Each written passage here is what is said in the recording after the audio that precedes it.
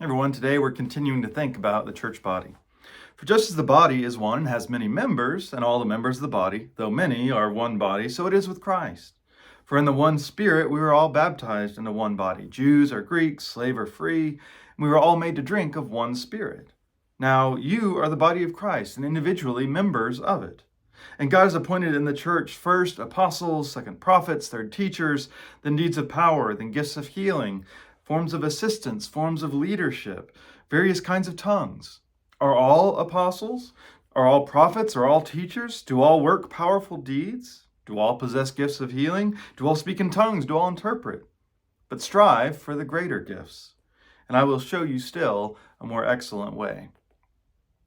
So, how do you truly be one as a group of diverse people?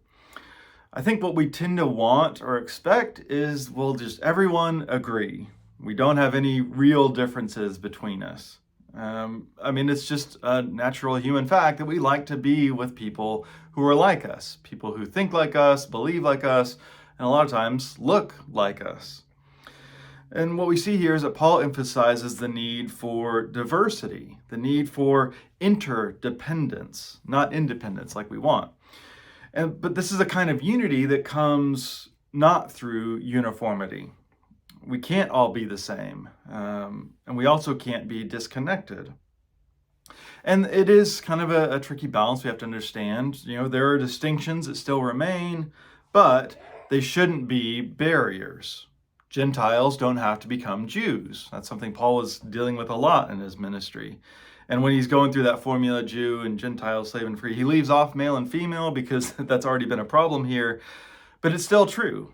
Those distinctions shouldn't ever be barriers to how we do church. And there is a distinction also in spiritual gifts, even though they come from the same Spirit. And, he mentions like first and second. I don't think the point would be to rank them because that goes against everything that he's talking about. And, the apostles also taught, they also healed, so there's some overlap there.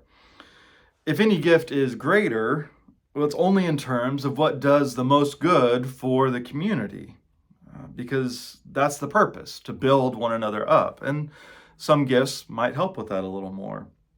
To accomplish our mission as a church, we do need upfront leaders.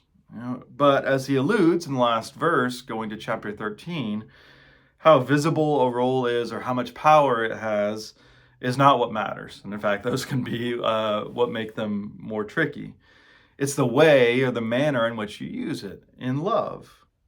So when we think about our gifts, and specifically when we think about leadership, is love a factor in what we think matters most and what makes a good leader? Do we make those decisions based on what our culture says a good leader looks like, or we decide what is greatest based on what helps us to love the most?